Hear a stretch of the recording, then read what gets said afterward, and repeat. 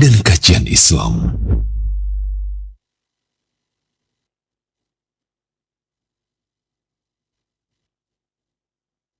Simak Radio Roja Bogor 100.1 FM, Radio Roja Majalengka 93.1 FM, Radio Roja Palu 101,8 FM, dan Radio Roja Bandung 104.3 FM. Menebar cahaya sunnah.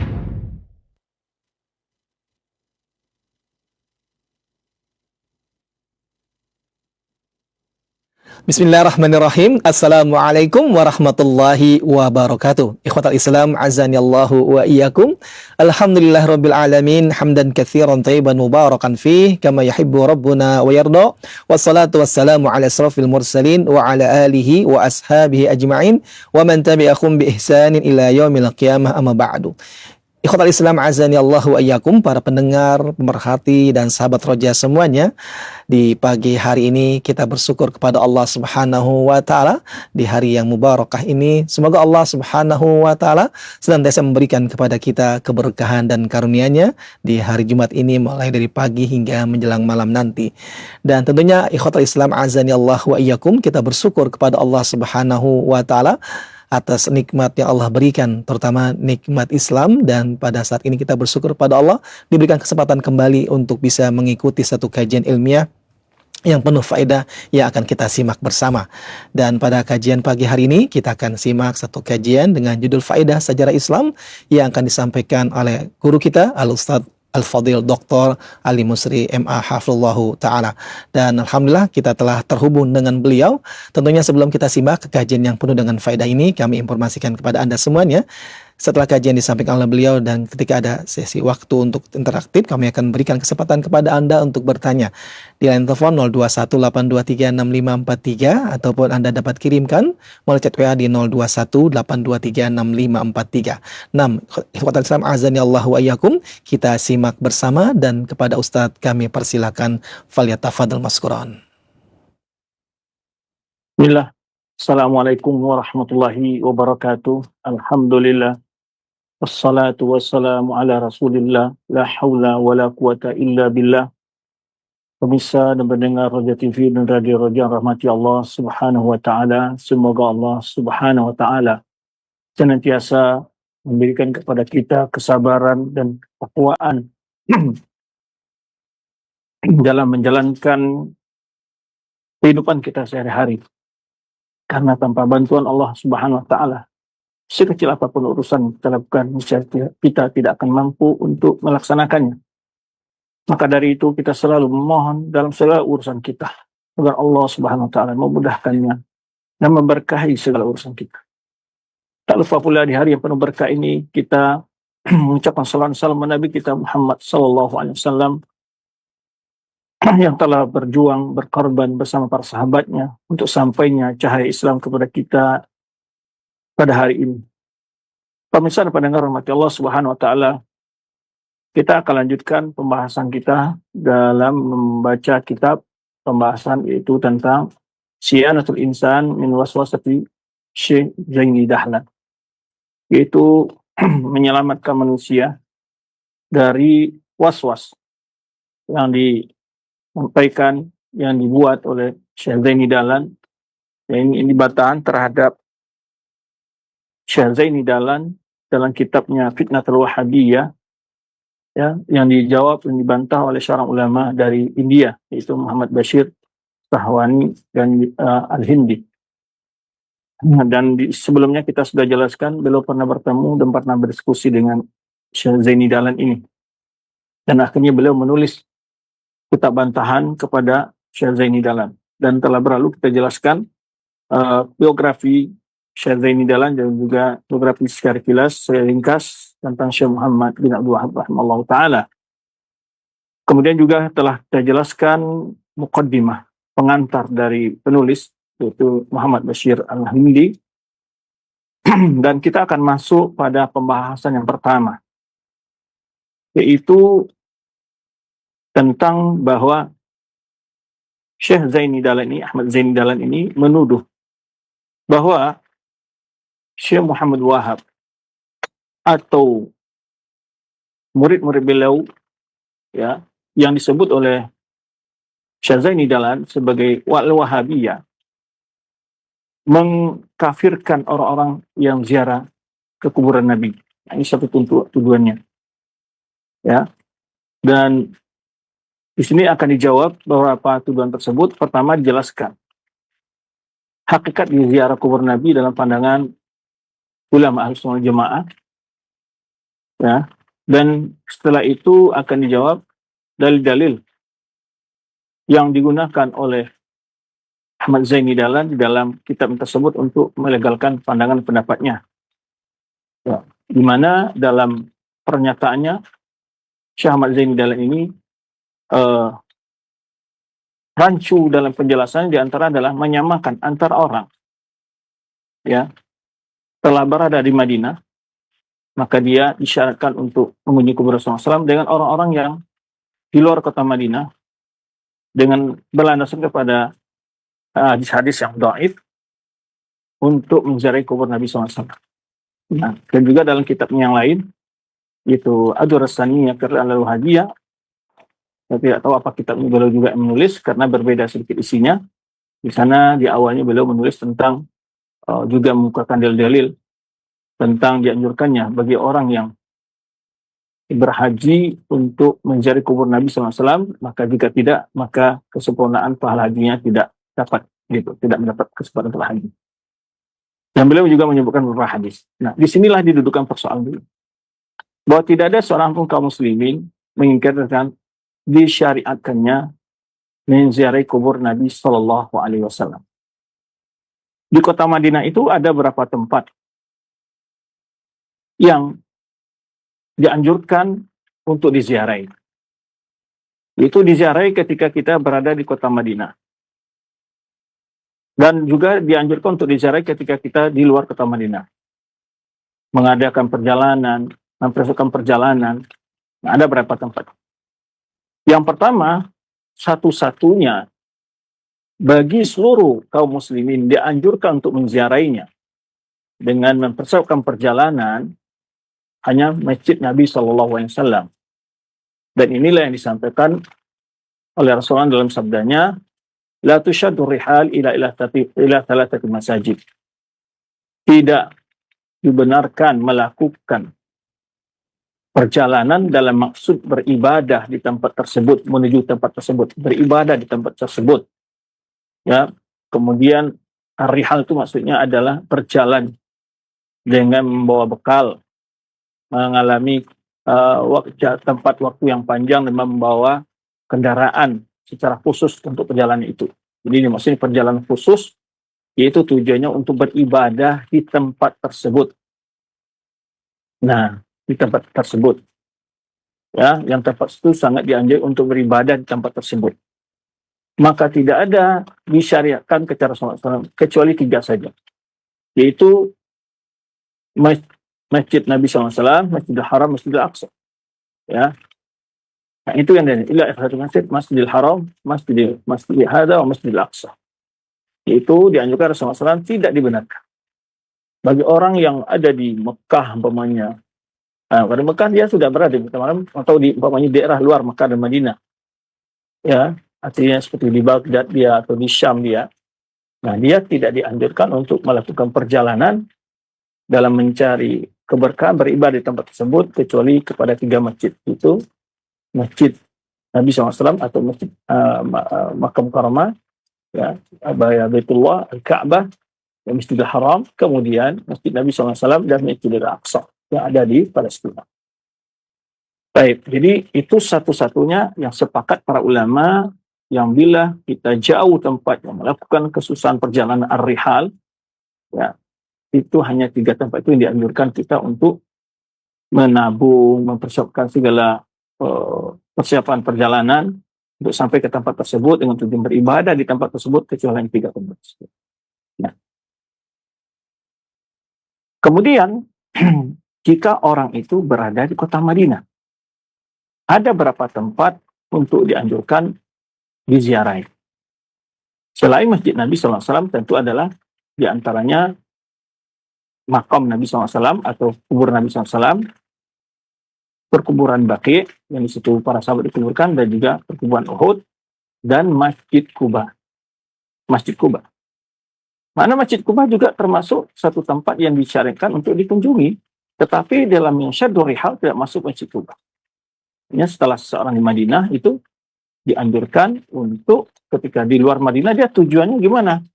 Maka para ulama mengatakan kalau dia ke Madinah tujuan utamanya bukan ke Masjid Quba, bukan ziarah kubur Baqi, ngalap berkah di kuburan para sahabat di situ, atau kuburan Uhud, ngalap berkah di kuburan para sahabat yang mati syahid di Uhud, atau kubur Nabi SAW, bukan itu tujuannya. Yang inti seseorang ketika dia di luar Madinah, maka dia tujuan utamanya adalah untuk salat di masjid Nabi SAW. Di saat setelah sampai di Madinah, dianjurkan dia, tidak wajib. Tidak mengurangi pahalanya ketika ziarah ke masjid Nabi SAW sekalipun. Walaupun dia tidak berkunjung tempat-tempat ini. Seperti kuburan Nabi SAW, ya, kuburan Baqi, perkuburan sahabat, kuburan Baqi, kaum muslimin di Baqi, itu ada Uhud, dan juga Masjid Quba. Quba disebutkan Rasulullah SAW ada keutamaan man tatahhara fi baitihi tsumma ata Masjid Quba, ya, fa shalla fi rak'atain kana lahu ka ajri umrah. Jadi orang yang berwudu di rumahnya kata Rasulullah SAW, kemudian pergi Masjid Quba, sholat 2 rakaat di situ, ya, maka baginya adalah mendapatkan pahala seperti melaksanakan umrah. Nah, jadi tidak termasuk juga dalam hadis ini maknanya orang dari Mekah berwudu di rumahnya pergi Masjid Quba, kan nggak begitu maknanya. Nah, agama Islam juga tidak membebaskan seseorang seperti itu, ya, karena tidak memungkinkan hal itu. Hanya memungkinkan seorang berwudu di rumahnya kalau dia di Madinah. Di Masjid Quba, dia masih dalam keadaan berwudu, sholat 2 rakaat. Nah, Syekh Ahmad Zaini Dahlan di sini justru memasukkan kuburan Nabi SAW, salah satu tempat yang disyariatkan dikunjungi oleh kaum muslim di seluruh dunia, tujuan utamanya ziarah kubur Nabi SAW. Itu dia maksud yang dipikir para ulama. Karena tidak ada anjuran para ulama kita, ya, ataupun dari para sahabat, bila mereka datang ke Madinah, tujuan utamanya adalah ke kuburan Nabi, tapi adalah yang utamanya adalah masjid Nabi Sallallahu Alaihi Wasallam. Nah, ini yang diluruskan, ya, oleh para ulama. Nah, beliau menyebutkan di mukadimah beliau di awal bantahan beliau itu atau tujuan beliau itu menyebutkan ilam rahimakallah anna ziyaratu qabri Nabi sallallahu alaihi wasallam masyru'ah. Jadi begitu ungkapan beliau. Ketahuilah sungguhnya ziarah kubur Nabi SAW adalah disyariatkan. Lalu dijawab sana, dijawab, la niza'a lana fi nafsi masyru'ati, ya, ziarati kubur Nabi SAW. Itu tidak ada perbedaan ulama, tidak ada perselisihan kaum muslimin di situ. Kalau ada yang menuduh bahwa Wahabi anti ziarah kubur atau anti ziarah kubur Nabi SAW, ini suatu kebohongan. Karena para ulama, ya, Ahlussunnah wal Jamaah menjelaskan hukum ziarah kubur, ya, termasuk ke dalamnya ziarah kubur Nabi SAW. Namun, yang menjadi persoalan lagi dalam ketika mereka ziarah kubur ini, nanti yang dimaksud oleh sebagian orang-orang ini adalah termasuk Syekh Zaini untuk bertawasul dengan mereka, untuk tabarruk dengan kuburan mereka. Nah, ini tambahan ini dari mana dapat dalil ini? Dan ini jelas menyelisih akidah yang benar. Tidak pernah sahabat bertabarruk dengan kubur Nabi SAW. Ya, atau bertawasul dengan kubur Nabi SAW. Atau kuburan siapapun saja. Nah, di sini ini akan dibahas nanti. Ya, dimaksud oleh mereka ziarah kubur Nabi SAW itu bukan sekedar sampai di situ saja. Tapi ada keyakinan yang mendampingi hal itu. Di mana mereka mengatakan bolehnya tawasul dengan Nabi SAW dan memanggil Nabi SAW di kuburnya. Tawasul dengan Nabi SAW, bertabaruk dengan kubur Nabi SAW dan seterusnya. Nah, adapun ziarah kubur Nabi SAW, tidak ada perbedaan para ulama tentang kebolehannya. Cuman tadi penjelasan seperti para ulama adalah, bila orang itu di luar kota Madinah, tujuan utamanya ke Madinah bukan ke kuburan Nabi, tetapi SAW, tapi adalah ke masjid Nabi SAW. Nah, itu yang ditakdir oleh para ulama. Karena tidak ada, ya, juga pesan dari Nabi SAW untuk mencari kuburnya. Secara khusus, dalil khusus, ya, maksudnya. Hanya masuk ke dalam hadis yang umum, mencari kubur, kuntu nahaitukum an ziyaratil qubur ala fadhuruha fa innaha tudzakirukumul akhir. Ya, kata Rasulullah SAW kepada para sahabatnya, dulu saya melarang kalian untuk ziarah kubur, ya, dan sekarang ziarah kubur itu karena dia dapat mengingatkan kalian tentang kehidupan akhirat. Nah, adapun hadis khusus tentang khusus mencari kubur Nabi SAW, hadis-hadisnya adalah dhaif, bukan maudhu'. Tapi ya, ziarah kubur Nabi SAW termasuk yang disyariatkan, masuk ke dalil yang umum tentang hukum ziarah kubur. Bahkan Rasulullah SAW berdoa kepada Allah agar kuburannya tidak dijadikan sebagai tempat yang selalu diulang-ulangi. Makanya para sahabat tidak pernah berulang-ulang berkali-kali pada hari tertentu, pada acara tertentu, sebelum masuk Ramadan ziarah kubur Nabi dulu, ke Lebaran ziarah kubur Nabi SAW dulu, atau Isra Mi'raj ke kubur Nabi SAW dulu. Tidak ada seperti itu para sahabat. Itu Rasulullah, la taj'al Allahumma la taj'al qabri 'idah. Allahumma la taj'al qabri 'idah. Ya Allah, jangan engkau jadikan kuburan ini sebagai tempat untuk merayakan oleh umatku hari tertentu, ya, berkunjung pada waktu tertentu. Dan juga dalam lain, la tajri qabri, Allahumma la tajri qabri watan yu'bad. Ya Allah, jangan jadikan kuburanku nanti menjadi berhala yang disembah oleh umatku. Kenapa? Karena memang umat-umat yang berlalu itu mereka mengkultuskan kuburan-kuburan para nabi mereka. Dan ini dalam riwayat hadis seperti mana dijelaskan oleh Rasulullah SAW. Di akhir-akhir hari kehidupan beliau mengatakan, laknatullah ala yahud wal nasara ittakhadhu qubur anbiya'ihim masajid. Itu mereka menjadikan kuburan nabi mereka sebagai tempat untuk mereka beribadah dan sebagainya, baca Quran dan sebagainya. Ya, menganggap di situ tempat yang paling dekat kepada Allah di kuburan itu. Maka laknat Allah lah terhadap orang Yahudi. Ya.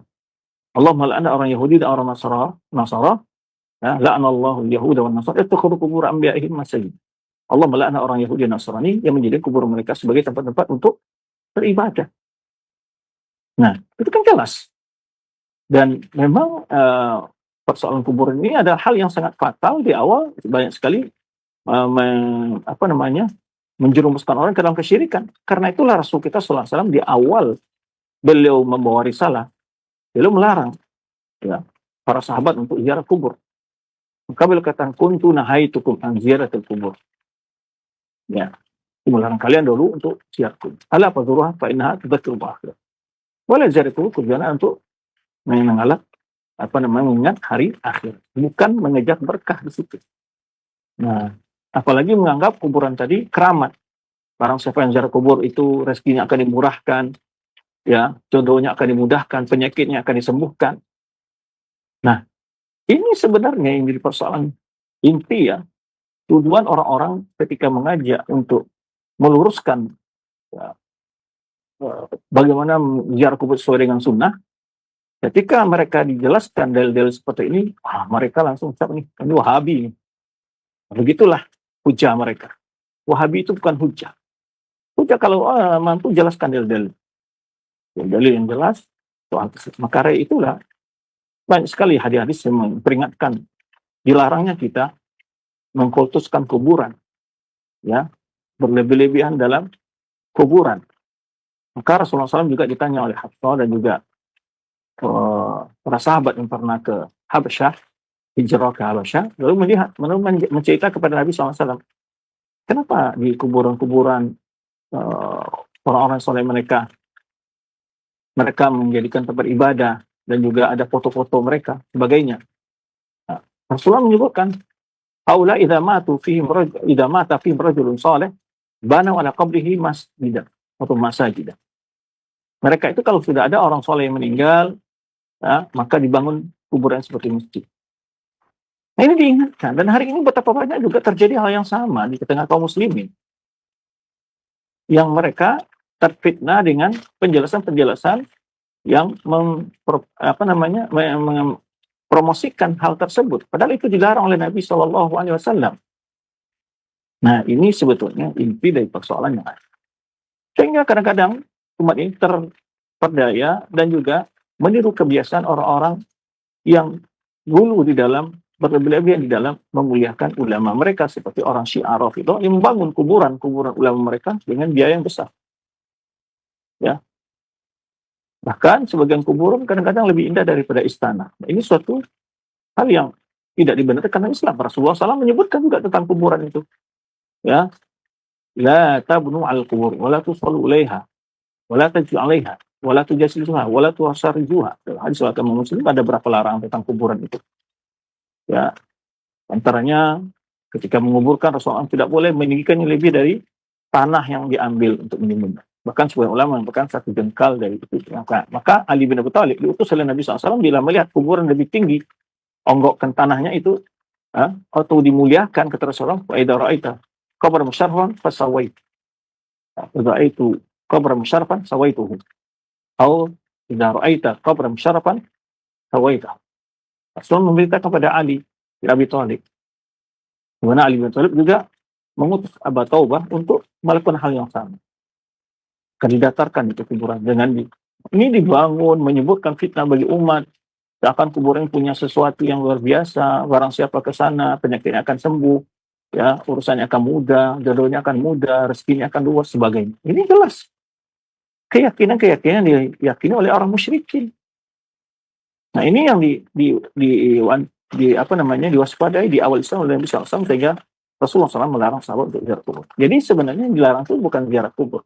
Dilarang ziarah kubur itu dalam artian hal yang pertama tadi, melakukan perjalanan dari kota ke kota. Kalau tujuannya untuk ziarah kubur, betapa banyaknya kuburan di sekitar tempat kita tinggal, ziarahi saja, sama saja. Karena tujuannya dua, ziarah kubur itu. Tidak ada tujuan lain sebenarnya disebutkan dalam dalil syar'i. Pertama tadi hadisnya adalah menyebutkan untuk ziarah kubur itu untuk mengingatkan kita akan kematian kita, hari akhirat. Sehingga kita mengingat bahwa ajal kita sudah dekat, bahwa hidup dunia ini tidak selamanya, bahwa semua yang kita kumpul di dunia ini akan berakhir dengan kematian. Sebenarnya si orang yang kau ziarahi ini, ya orang-orang yang kau ziarahi di kuburan ini dulu dia adalah berpangkat menteri, mungkin dulu adalah pejabat tinggi atau orang kaya raya, tapi semuanya dia tinggalkan. Sekarang dia berada di bawah tanah ini. Yang kedua tujuannya ada sebenarnya Rasulullah SAW adalah untuk mendoakan orang yang dalam kubur, bukan berdoa kepada mereka, tapi mendoakan mereka, bukan berdoa kepada mereka, agar Allah mengampuni mereka, ya, dan mengampuni kita. Itu doa yang diajarkan oleh Rasulullah SAW. Maka ditanya, apa yang dibaca? Aisyah anak bertanya kepada Rasulullah, apa yang dibaca kalau kita ziarah kubur? Rasulullah mengajarkan doa. Assalamualaikum ala diyar minal muslimin mu'min antum salatuna wa nanu rahtuna bikum insyaallah. Nas'allahu lana wa lakumul afiyah. Itu doanya, bukan minta-minta. Nggak ada satupun, ya, dalil, ya, membolehkan kita minta-minta di kuburan kepada orang telah mati. Nah, maka orang-orang yang bisnisnya bergantung dengan kuburan, mereka tidak senang dapat penjelasan ini.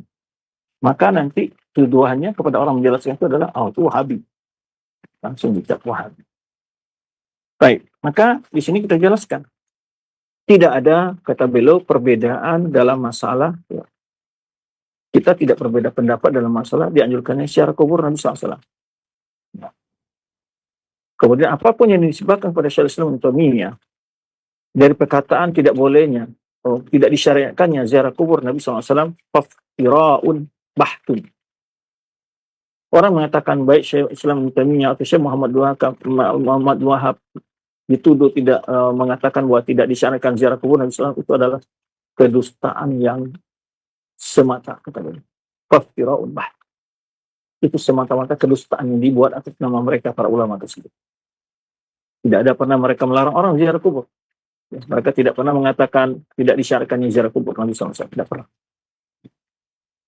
Nah, setelah itu beliau menukil, yaitu pendapat Abu Abdullah Muhammad bin Ahmad Abdul Hadi Al-Maqdisi Al-Hambali dalam kitab beliau Sharh Al-Manki membantah. Juga sebetulnya hal yang sama sudah ada orang dulu Syaikhul Islam Taimiyah bahwa dia anti ziarah kubur, pokoknya seperti As-Subki, ya. Salah seorang juga yang sepemikiran dengan yang tentu lebih dahulu dari Syekh Ahmad Zaini Dahlan, dan itu kesyubhatnya sama. Syubhat yang dibangun oleh Ahmad Zaini Dahlan ini sama dengan syubhatnya Subki. Maka oleh sebab itu sini diukilkan perkataan bantahan dari Imam Ibnu Abdul Hadi terhadap Imam Subki tersebut. Apa kata Imam Ibnu Abdul Hadi Al-Maqdisi Al-Hambali dalam kitab Sharh Al-Manki? Beliau mengatakan, "Wa liya'lam qabla syuru' fil kalam ma'a hadzal mu'tarid."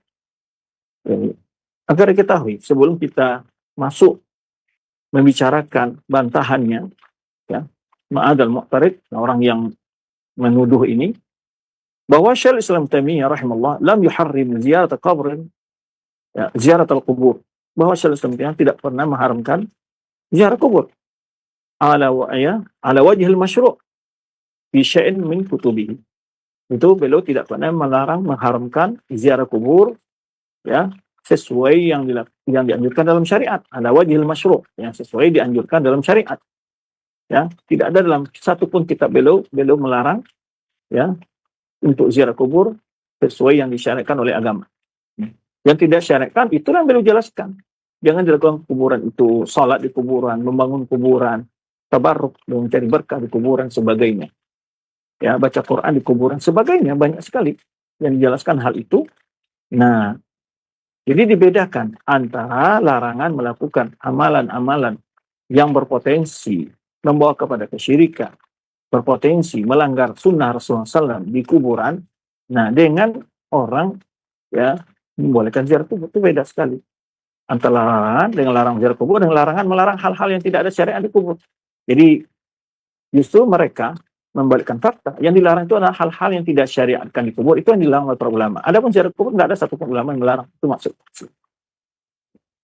Walam yanha anha, tidak ada Syaikhul Islam Taimiyah melarang hal itu. Ya.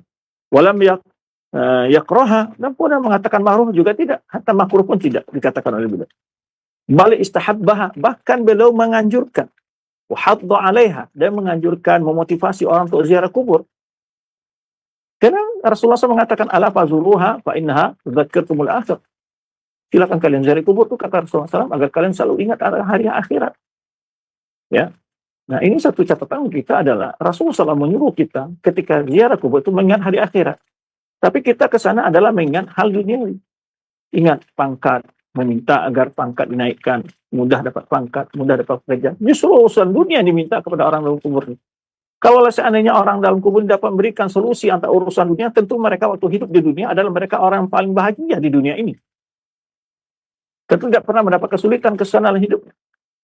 Nah, ini jawaban-jawaban ulama agar mematahkan argumentasi orang yang datang ke kuburan itu mengalap berkah, mencari kesuksesan dan sebagainya. Nah, ini yang sebenarnya perlu diluruskan kepada masyarakat kita. Bahwa itu ada menyerupai perbuatan orang musyrik. Ya, sangat berpotensi menjatuhkan seorang kepada kesyirikan. Maka bahal istahabbaha wa hadda 'alaih, bahkan beliau sangat menganjurkan motivasinya. Ya, wa musannafatuhu wa manasikuhu fa tafihatun bi dhikri istihbab ziyarat qabr Nabi SAW. Tulisan-tulisan beliau, karang-karang beliau, kitab-kitab beliau yang menjelaskan tentang manasik haji, ya, itu sangat banyak sekali, penuh dengan penjelasan anjuran ziarah kubur Nabi SAW dan kuburan-kuburan lainnya.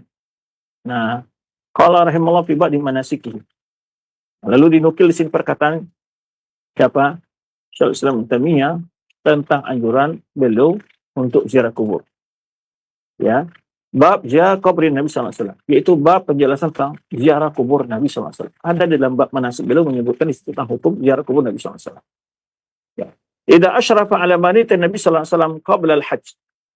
Kalau seseorang yang akan melaksanakan haji itu ke Madinah dulu sebelum melaksanakan haji. Jadi sebagaimana di kita di Indonesia ini ada gelombang pertama dan gelombang kedua. Gelombang pertama itu adalah ke Madinah dulu, ya. Kemudian gelombang kedua nanti langsung ke Mekah, ke Madinahnya setelah selesai melaksanakan haji.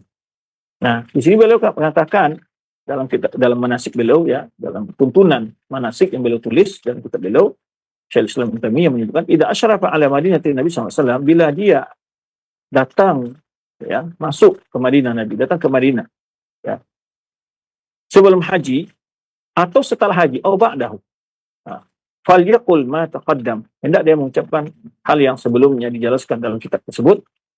Wa idza dakhala istahabba lahu ayat tasil. Bila sampai di Madinah, dianjurkan dia untuk mandi. Nassa alaihi Imam Ahmad. Dalilnya apa? Itu dianjurkan oleh Imam Ahmad. Kalau orang sampai di Madinah, kata beliau, untuk mandi. Ini pendapat Imam Ahmad. Fa idza dakhala al-masjida bada'a birijlihi yumna. Ini tuntunan beliau anjurkan dengan sunnah ini, ya. Bagaimana? Bila dia sudah datang ke masjid Nabi SAW, masuk ke masjid Nabi SAW, didahulukan kakinya yang kanan.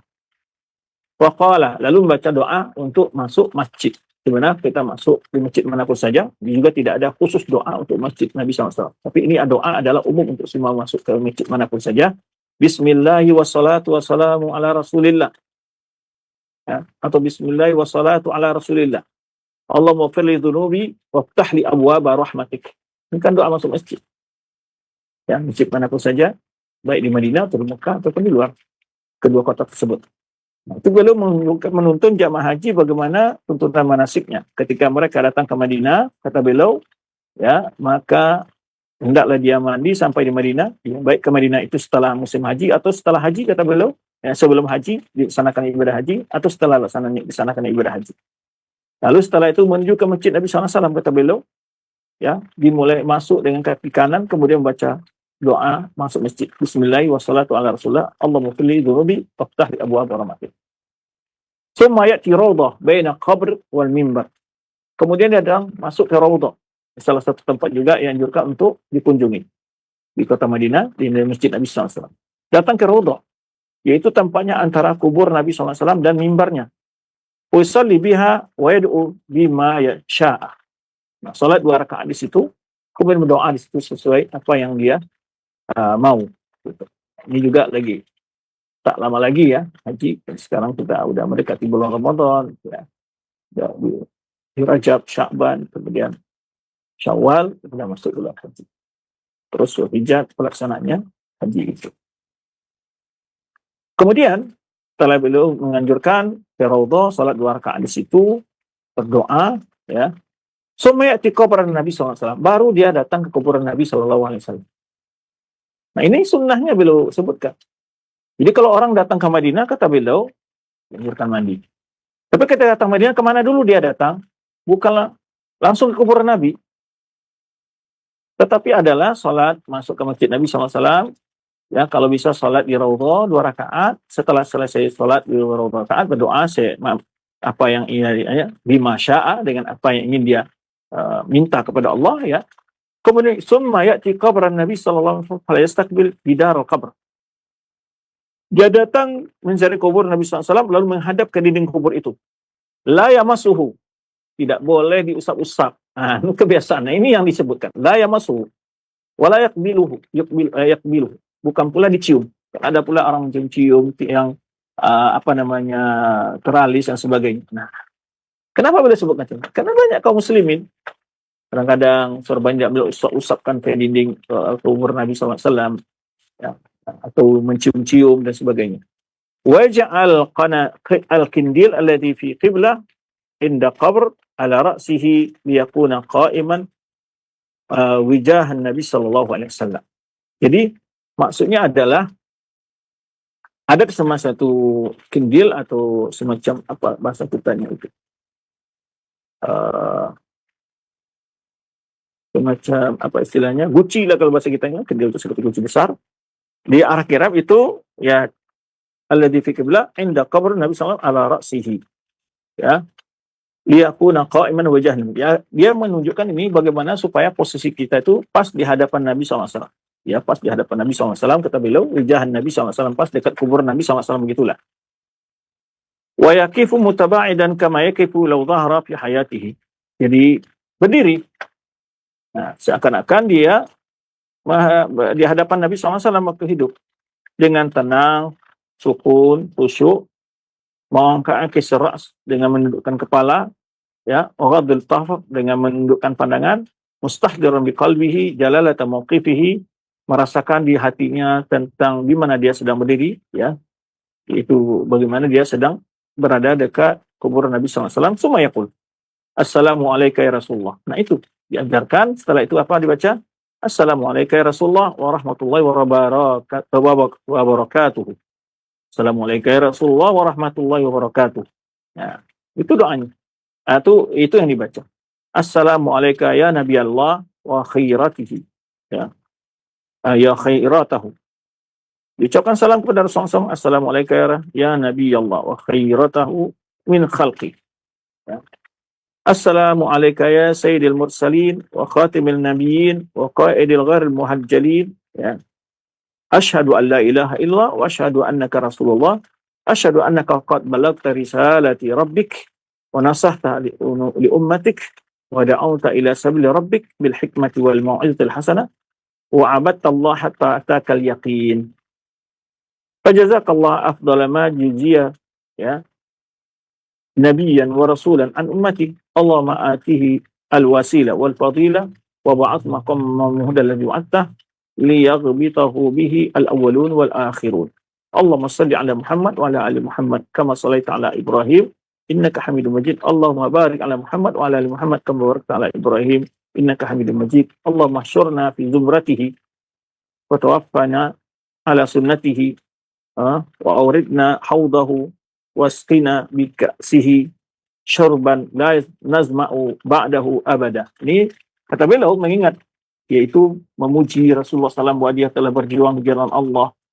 Ya, ini bahwa berdoa mengucapkan salat untuk beliau dan memohonkan wasilah sebenarnya kita mohonkan setelah selesai azan untuk Rasulullah SAW.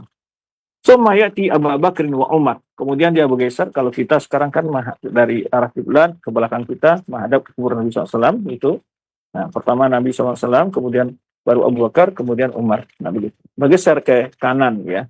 Bergeser ke kanan. Selangkah atau dua langkah.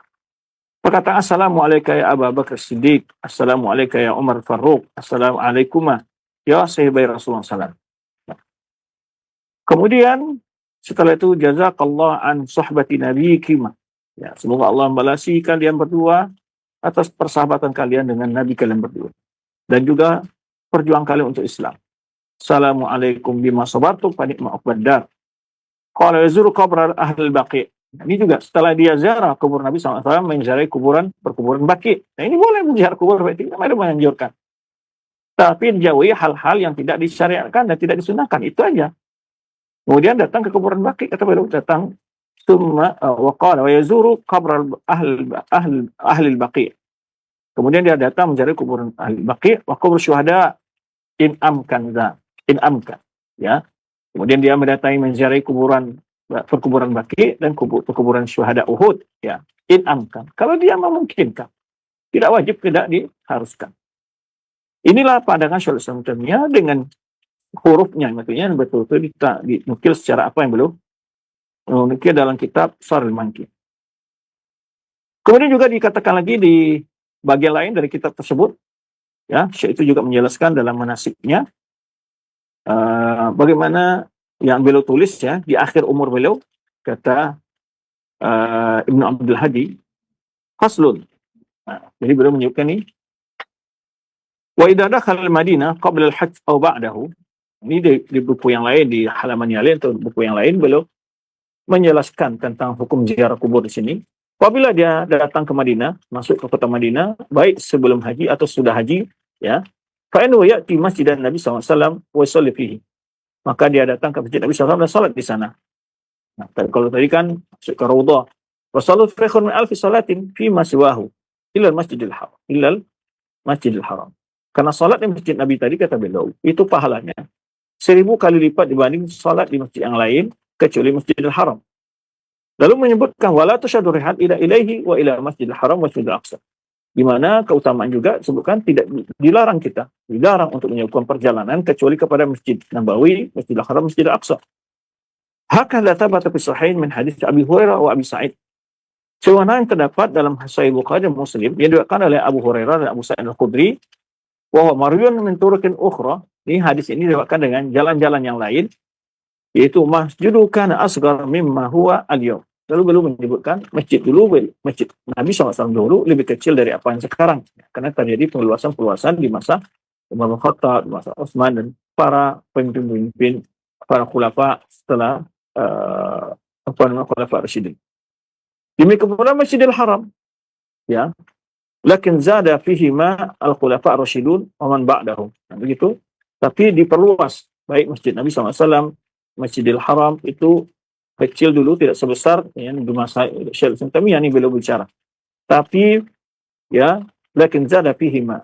Jadi dari Masjidil Haram dan Masjid Nabi SAW itu diperluas oleh khulafa Rasyidun dan para pemimpin kaum muslimin setelah mereka. Wa hukum ziyadah hukmul masjid. Ya, hukmul ziyadah, hukmul mazid fi jami'il ahkam. Kata beliau, hukum salat di bagian tausiah, di bagian yang diperluas itu hukumnya sama dengan hukum masjid yang asli. Nah, itu juga beliau memberikan ini supaya nanti jangan terjadi juga desa-desakan, karena juga pernah waktu kita masih dalam pendidikan di kota Nabi SAW, itu masjid yang bagian yang ada tandanya itu yang masjid Nabi SAW, karena dulu pelajaran halaqah Syekh Muslim, Syekh Abad bin Abdul Muslim, itu Syekh Abdul Muslim ya, bin Abad, itu di masjid yang bagian masjid Nabi itu, ya, di sebelah kanannya Raudhah. Nah, itu biasanya agak berdesa-desakan karena orang pengen sekali sholat di masjid yang asli lah bersama Nabi SAW. Tapi beliau menyebutkan pahala yang tadi 10 yang 1000 kali lipat itu di bagian manapun, walaupun di bagian perluasan atau bagian asli, sama pahala dapat. Nah, ini juga beliau ingin menjelaskan hukum. Jadi hukum yang tambahan itu sama dengan hukum yang sebelum ditambah. Nah, hukum salat di situ pahalanya demikian. Fi al-ahkam, dalam seluruh hukum, atau masjid pahalanya sebagainya. Summa salim ala Nabi SAW. Ini. Kemudian dia memberikan salam kepada Nabi SAW. Kemana dia pergi setelah dia salat di masjid Nabi SAW? Berkunjung ke kubur Nabi SAW. Memberikan salam wa sahibahi, dan juga dua sahabatnya itu Abu Bakar dan Umar, karena Abu Bakar dan Umar dikuburkan di satu tempat berdekat dengan Nabi SAW. Fainukat qala. Nah, kemudian juga beliau menyebutkan hadis, tidak ma min ahli salim alayya illa radallahu ala ruhi alayya ruhi hatta aruda alaihi salam. Hadis riwayat Abu Daud dan lainnya. Tidaklah seorang pun memberikan salam kepadaku, kata Rasulullah SAW dalam sabdanya, kecuali Allah membalikkan ruhku sehingga aku menjawab salamnya. Menjawab salam. Baik. Wa kana Abdullah bin Umar, mana Abdullah bin Umar idza dakhala al-masjid, kata beliau, Umar bila masuk ke masjid, Assalamualaikum ya Rasulullah, ya, Assalamualaikum ya Abu Bakr, Assalamualaikum ya Abati. Oh, jadi Umar kalau pergi ke masjid Rasulullah SAW, ya, memberikan salam kepada Rasulullah SAW, Abu Bakar dan Umar. Cuma yang saya kemudian pergi. Wa hadza kana sahabatu yusallimuna alaihi. Begini juga, demikian pula para sahabat memberikan salam kepada Nabi SAW. Wa idza qala bi salamihi, Assalamualaikum ya Rasulullah, Assalamualaikum ya Nabi Allah, Assalamualaikum ya khairat Allah min khalqih. Jika dia tambah, beliau menyebutkan di sini salam ini, ya, ditambah Assalamualaikum ya Rasulullah atau Assalamualaikum ya Nabi Allah, atau disebut ini kan puji-pujian semua, itu sifat yang diberikan kepada Nabi SAW, ya. Assalamualaikum, yaitu khiyarat, ya, sebaik-baik makhluk Allah. Assalamualaikum ya akramal khalq ala rabbih, ya, salam untuk makhluk yang paling mulia di sisi Rabbnya, ya imamul muttaqin. Pada kullu min sifati, kata beliau, ini semua sifat-sifat Nabi SAW, ya. Nah, wa idza shalla alaihi ma'assalam alaihi fa hadha mimma amara Allah bi. Jadi mengucapkan salawat, jadi ada salam, ada salawat. Assalamualaikum ya Rasulullah, assalatu wassalamu alaika ya Rasulullah. Wa idza shalla, salat itu as-salatu, kalau assalamu wassalamu, ya, maka fa hadha mimma amara Allah bihi, ya Allah perintahkan ini. Mana firman Allah Subhanahu wa taala surah Al-Ahzab, ya alladziina amanu innallaha malaikatahu yusholluna 'alan nabi, ya innallaha malaikatahu yusholluna 'alan nabi, ya alladziina amanu shallu 'alaihi wa sallimu taslima. Innallaha malaikatahu yusholluna 'alan nabi, ya, Allah dan malaikatnya mengucapkan salawat kepada Nabi SAW. Ya alladzina amanu shallu 'alaihi wa sallimu taslima. Ucapkanlah salawat dan salam kepada Nabi SAW. Nah, ini kata beliau, itu diperintahkan Allah kita, hal itu kata beliau. Nah, wa yusallimu mustaqbilal hijra mustadbiral qiblah. Ketika mengucapkan salam, dia membelakang kiblat, menghadap ke arah kuburan Nabi SAW. Menurut pendapat kebanyakan ulama seperti Imam Malik, ya, dan juga Imam Syafi'i dan Imam Ahmad. Jadi tiga imam ini, Imam Malik, Imam Syafi'i, Imam Ahmad, itu pendapat kalau memberi salam menghadap ke kuburan Nabi SAW, melangit kiblat. Adapun Imam Abu Hanifah, kata beliau, fa innahu qala yastaqbilul qiblah, tapi dia menghadap kiblat. Kalau Imam Abu Hanifah justru menyuruh menghadap kiblat. Baik.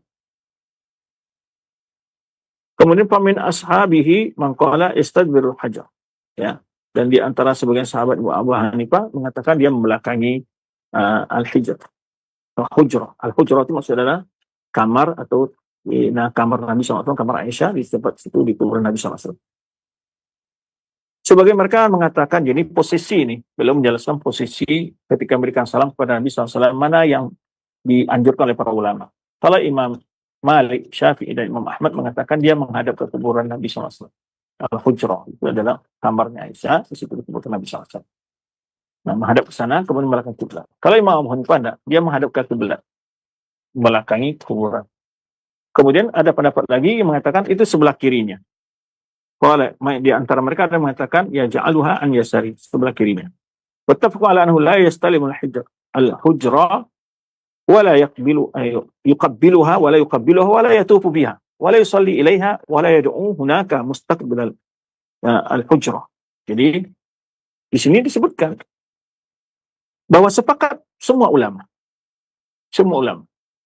dari 4 mazhab tadi, Imam Abu Hanifah, Imam Malik, Imam Syafi'i, Imam Ahmad, bahwa la yustalam atau la yastalim, tidak ada dianjurkan untuk menyentuh, mengusap-usap, meraba itu dinding kuburan Nabi SAW itu. Wala yukabbiluha, atau menciumnya, tidak ada, ulama membolehkan itu. Wala yatufu biha, atau bertawaf, juga tidak ada, boleh. Wala yusalli, atau menghadap salat ke sana.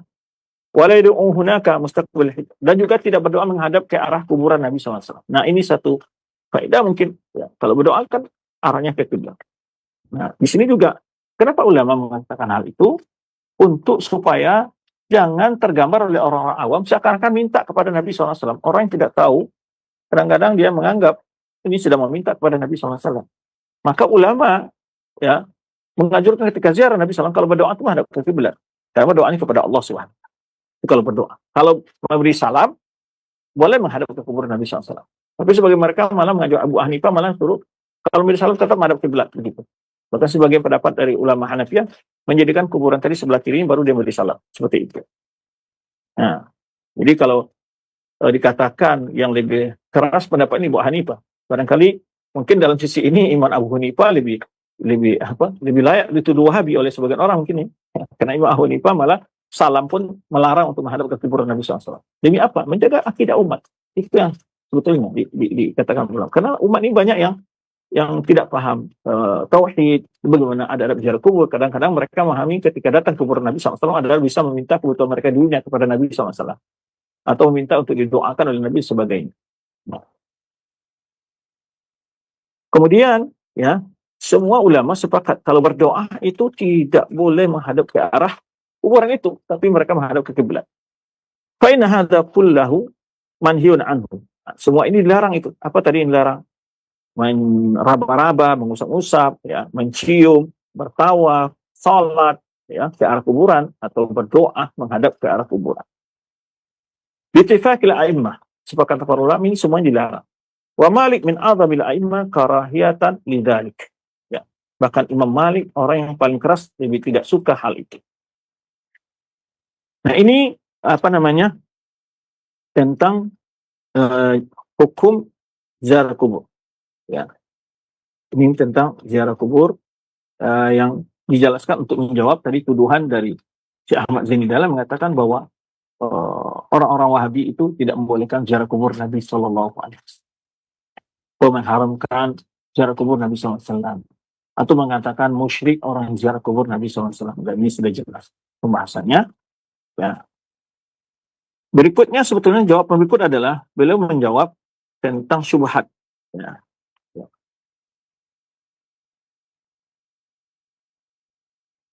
Yaitu hujjahnya Syekh Zaini Dahlan dengan ayat yaitu yang berbunyi walau annahum idzalamu anfusahum ja'uka wastaghfirullah wastaghfirur rasul wa jadallahu tawwabur rahim.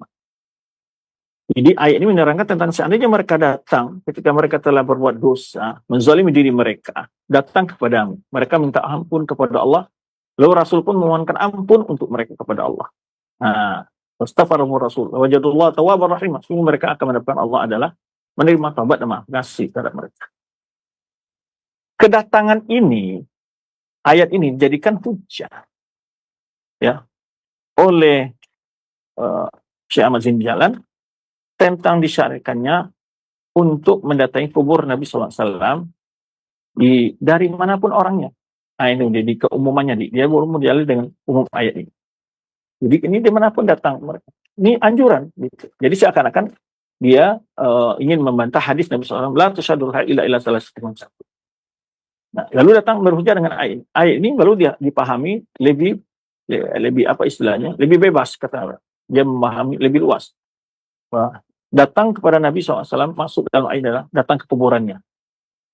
Nah, di sini akan dibantah nanti bahwa ayat ini adalah peristiwa khusus, yaitu ketika Nabi SAW masih hidup dan orang-orang bertaubat kepada Allah dan sekaligus juga memohonkan kepada Rasulullah SAW agar didoakan agar Allah menerima taubat mereka. Ini. Jadi bukan datang setelah kematian, setelah wafatnya Rasulullah SAW. Nah, jadi Ahmad Zaini Dahlan menyatakan ja'uka fastaghfirullah. Nah, ja'uka ini ditafsirkan dia datang kepada Nabi SAW sama dan datang ke kuburan Nabi SAW. Maka ini akan diskusikan. Ya, tidak ada di dalam bahasa Arab seorang datang kepada seseorang itu dikatakan bila datang ke kuburannya itu hukumnya seperti datang kepada dia. Maka ini akan dijawab nanti. Ya. Al-awwal qawla anna qawlahu. Amal kitab, jadi perkataan Zaini Dahlan menyebutkan dalil. Aku fi hada istidlal fasadun min wujuh. Dia berhujah dengan ayat ini itu memiliki kekeliruan dari beberapa sisi. Yang pertama kata beliau adalah itu dia mengatakan dalatil ayat ala hasil ummah ala al-maji ilahi sallallahu alaihi wasallam. Yaitu dia mengatakan ini ayat ini menganjurkan umat datang kepada Nabi sallallahu alaihi wasallam. Dikatakan dia ayat ini diambil oleh Syekh Ahmad Zaini Dahlan mengatakan ayat ini menunjukkan bahwa umat ya dianjurkan dalatil ayat ala hasil ummah, menunjukkan ayat ini adalah untuk mendorong umat datang kepada Nabi sallallahu alaihi wasallam. Lalu disebut madza arada bihi. Apa dimaksud datang kepada kubur Nabi sallallahu alaihi wasallam? In arada hatta jami'al ummah faghairu musallam. Jika yang dimaksud oleh dia adalah semua umat dianjurkan datang kepada Nabi SAW, maka ini adalah ghairu musallam. Ini pendapat yang tidak bisa diterima. Ya, ghairu musallam. Ini tidak bisa dibenarkan pendapat ini gitu. Fa innal ayat warad fi qaumin muayyanin kama sayati. Dia akan dijelaskan bahwa ayat ini turun untuk orang-orang tertentu kata beliau. Semuanya akan datang penjelasan. Walaysa hunaka lafdhu aman hatta yuqal al-ibra bi umul lafaz la bi khusus al-mawrid. Ya. Jadi laysa hunaka lafdhu. Ini ayat tidak umum sampai bisa dikatakan dengan kaidah bahwa al-ibrah yang menjadi menjadi dasar adalah keumuman lafaz, tidak dengan kekhususan tentang di mana ayat itu diturunkan. Balil lafz adalah ala anna al-ummah al-waqi'ah fi hadhihi al-ayah kullaha dhamair. Itu ayat ini kan datang dalam bentuk dhamir, bukan umum gitu. Walau annahum idzalamu anfusahum ja'uka. Maka kata beliau adalah kullaha dhamair. Qad thabata fi maqarrihi anna dhamair la ya'umuma laha. Bahwa dhamir-dhamir itu tidak membedakan umum. Walidalam tashabbathu ahadun minal mustadillin bi hadhil ayat 'ala al-qurbah. Jadi tidak ada satupun para ulama-ulama yang berhujah dengan ayat ini dalil tentang dianjurkannya ya untuk datang kepada Nabi sallallahu alaihi wasallam. Baik Taqiyuddin Sabki kata beliau atau Qastilani atau Ibnu Hajar Al-Makki ya. Yang kaumun lafaz ini hatta inna sahib risalah. Sahib risalah maksudnya siapa di sini? Zaini Dahlan ini, ya, Ahmad Zaini Dahlan ini, lam yadhkurhu, dia juga tidak menyebutkan ini, keumuman ini. Wa amma maqala sahib risalah taba'an li Taqiyuddin Subki wa Kastilani wa Ibnu Hajar Makki min al-ayat ta'ummu bi ummil illah fa fihi annahu ala hadha taqdir la yakunu dalil. Adapun ungkapan penulis kitab itu maksudnya Zaini Dahlan berhujah dengan ayat ini adalah dia mengikuti Imam As-Subki dan Kastilani Ibnu Hajar Makki dalam hal ini bahwa ayat ini umum dengan umumnya illa fihi. Itu ada keumuman illa. Nah, jadi keumuman mana ada sing illahnya. Tapi annahu ala hadha taqdir, maka kalau demikian ya dengan pendapat seperti itu la yakun dalil kitabullah bal qiyas. Jadi yang menjadi dalil di sini adalah bukan ayatnya tapi berqiyas. Berqiyas di sini. Waqad farra'ana dalil kitabullah. Padahal dia sudah mengatakan ingin berhujah dengan kitab Allah. Tapi dia berdalil qiyas. ala anna mu'tabar indama yaqul bi hujjatil qiyasul mustahid alladhi salima ijtihadu al-jami' li syurutil mu'tabara fihi al-madhkura fi ilmi al-usul. Kata beliau, juga menjelaskan sini bahwa qiyas yang mu'tabar itu adalah dari ulama yang berhujjah dengan qiyas itu adalah itu qiyasnya orang mustahid yang ijtihadnya itu memenuhi syarat-syarat yang telah ditetapkan ya oleh ulama-ulama dalam kitab usul fikih gitu. Tahu ulama-ulama yang menjelaskan usul fikih. Kemudian wa tahaqqaqa kila amrayni fi ma nahnu fihi mamnu'. Jika kita mencoba membuktikan kedua hal itu, kita itu ya fihi mamnu', nahnu fihi mamnu'. Kaifa wa sahibu risalah min al-muqallid muqallid la yakunu min ahli ijtihad. Lalu beliau mengatakan, sedangkan penulis ini maksudnya Syekh Ahmad Dindar adalah bagian dari muqallidin. Ya, orang muqallid tidaklah berhak untuk berijtihad. Ma'ana al-ijtihad indal muqallidin qad inqata. Jadi beliau menunjukkan dua hal ini. Jadi di sini dia berijtihad mengambil hujjah dari ini secara jami'illah, illahnya yang mengumpulkan. Jadi itu qiyas. Kemudian syarat untuk berhujjah dengan qiyas tentu harus mustahil. Nah, mustahil ini harus lengkap syarat. Nah, kalau Zain Dahlan ini di awal kitabnya dia tidak mengaku sebagai seorang mustahid. Ya, kalau dia tidak bukan sebagai seorang mustahid, tentu dia tidak memiliki kesempurnaan syarat-syarat ya, dalam ilmu yang disebutkan oleh ulama untuk berhak bagi mustahid untuk berijtihad. Padahal juga kata beliau, penulis sendiri itu mengatakan, orang-orang muqallid itu mengatakan bahwa ijtihad itu sudah terputus. Qad intaqa ba'dal imam. Jadi enggak ada lagi ijtihad setelah imam yang empat. Ini kadang ada orang yang mengingkari ada ijtihad. Jadi, maka dikatakan, sedangkan kalau orang-orang muqallid itu berpendapat, maka dia tetap masuk bagian orang yang berijtihad. Kenapa dia berijtihad? Dan kenapa juga demikian? Ya, dia juga tidak berhak berijtihad. Kenapa? Karena orang-orang muqallidin berpendapat bahwa ijtihad itu sudah terputus setelah imam yang empat, yaitu Imam Abu Hanifah, Imam Malik, Imam Syafi'i, Imam Ahmad. Mereka tidak lagi ada berhak berijtihad karena ijtihad sudah tertutup pintunya kata mereka. Bal muqallid siwa li yastadil bi wahid min adillah syar'iyyah. Kemudian orang muqallid itu tidaklah dibolehkan untuk berhujjah dengan dalil ya, dalil syar'i. Wa malahu walid dalil. Bagaimana dia bisa dalil fa inna man sawa qabul qauli ghair bila dalil.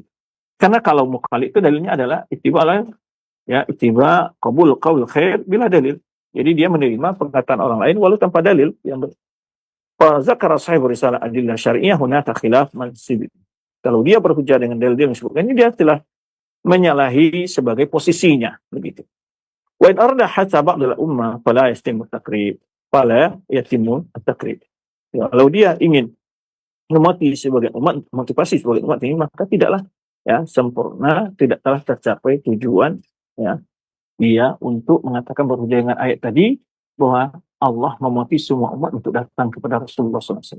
Itu jelas tidak ayat itu tidak motivasi datang kepada umat kepada Rasulullah SAW. Hatta di masa Rasulullah SAW sendiri banyak sahabat, bukan sahabat, banyak sekali kaum muslimin yang masuk Islam yang tidak datang kepada Nabi SAW ke Madinah, tidak berjumpa dengan Nabi SAW. Maka ada istilah para ulama adalah al-mukhadram.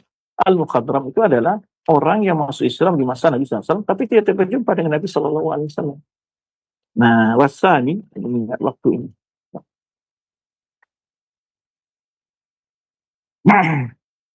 Yang kedua kekeliruannya adalah dia menyamakan antara datang, dalam ayat itu menyamakan antara datang kepada Nabi SAW dan datang kepada Nabi SAW.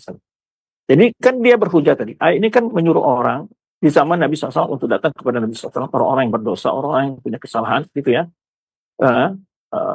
Kemudian meminta ampun kepada Allah SWT. Nabi SAW juga mendoakan agar Allah menerima taubatnya.